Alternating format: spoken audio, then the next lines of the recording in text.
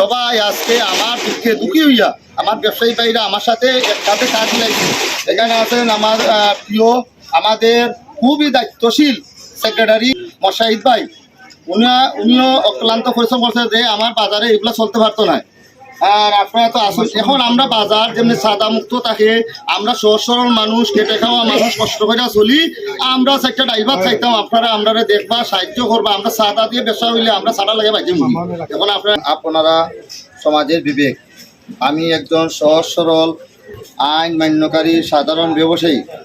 আমার মতো সাধারণ লোকের দুটি কথা শোনার জন্য আপনাদের মূল্যবান সময় নষ্ট করে উপস্থিত হয় সবার নিকট আমি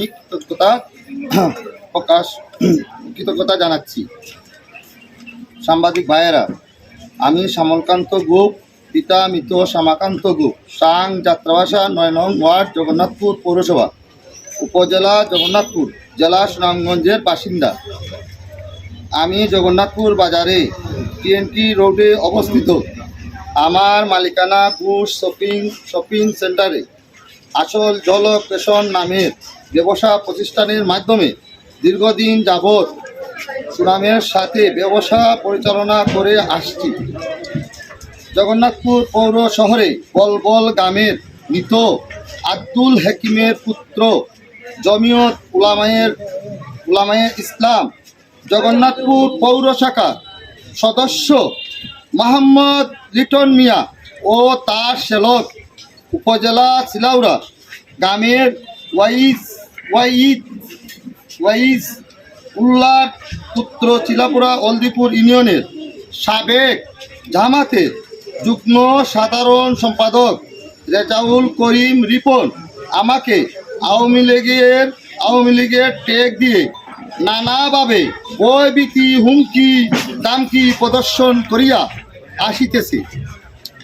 শ্রদ্ধেয় সাংবাদিক বন্ধুগণ, আমি সংখ্যালঘু সম্প্রদায়ের লোক হওয়ার কারণে উল্লেখিত ব্যক্তিদ্বয় আমার নিকট টাকা পয়সা দাবি করে আসতেছে। আমি তাদের চাহিদা মতো টাকা পয়সা দিলে আমাকে স্থানীয় আইনশৃঙ্খলা বাহিনীর নিকট হইতে হেফাজতে রাখিবে। এই মোতাবেক লিটন মিয়া আমার ব্যবসা প্রতিষ্ঠান থেকে 10,000 টাকা চাঁদা নেয়। বিগত 3/6/2025 ইংরেজি বিকেল অনুমানিক 5:30 ঘটিকার সময় লিটন মিয়া তাহার 01762059326 নম্বর হতে আমার মোবাইলে নাম্বার হইল গিয়া 01712082937। আমার মোবাইলে সে রিং দেয়। কল করিয়া জগন্নাথপুর বাজারস্থ মাহিমা রেস্টুরেন্টে যাওয়ার জন্য বলিলে আমি সেখানে যাই। সেখানে যাওয়ার পর লিটন মিয়া এবং রেজাউল করিম রিপনকে দেখতে পাই। তখন আমাকে লিটন মিয়া হোটেলের ভিতরে নিয়ে যায় এবং রেজাউল করিম রিপন বাইরে থাকে। হোটেলের ভিতর যাওয়ার পর লিটন মিয়া আমার মোবাইল আমার কাছ থেকে কেড়ে নেয়। নিয়া, এটা বাংলা ভাষা ফেলে, এটা নিয়া দেখে যে আমি তার কোনো ধরনের কল টল রেকর্ড করিনি। আমি তো ইউদ্দ শিখেছি না, আমি সরল মনে গেছি। আচ্ছা, পরে আমাকে বলে যে আমি যদি তাদেরকে চাঁদা হিসাবে নগদ 1 লক্ষ টাকা খামের ভেতরে রাখিয়া প্রদান করি, তবে তারা আমাকে আইন শৃঙ্খলা বাহিনীর হাত থেকে হেফাজত করিয়া রাখিবে। অন্যথায় আমাকে আইন শৃঙ্খলা বাহিনীর নিকট ডেভিল পরিচয়ে হস্তান্তর করিয়া হয়রানি ও ক্ষতিগ্রস্ত করিবে। প্রিয় সাংবাদিক ভাইয়েরা, আমি টাকা নিয়ে আসিতেছি বলিয়া কৌশলে ঘটনাস্থল ত্যাগ করি। এরপর লিটন ও রিপন আমার নিকট থেকে টাকা আদায়ের জন্য নানাভাবে ভয়ভীতি প্রদর্শন করে। এতে বাধ্য হয়ে আমি 13/6। আচ্ছা, এখানেও একটা ছোট্টটা কথা বলছি। আঘাত পাওয়ার বাদে আমি আমার হেফাজতের জন্য তানাত চাই, মানে এরা যে আক্রমণ এটার লাগি।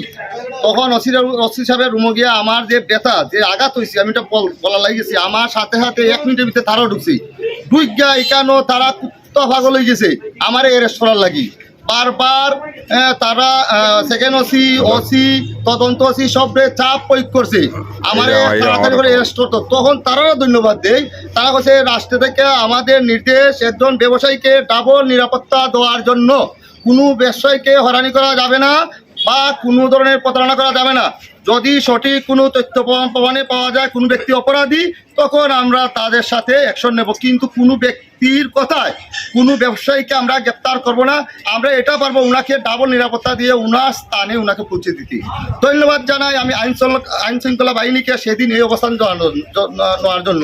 তারা খেয়াল আছিল যে আমি এই তাড়াতাড়ি জন্য না আসি আমার দোকানে, আমি অনেক কষ্ট করিয়া ওসি সাহেবের মানে হঠাৎ সৌজন্যে থানা প্রশাসনের সৌজন্যে আমি সসম্মানে আমার দান নিয়ে আমার পেশা প্রতিষ্ঠানে আইসি।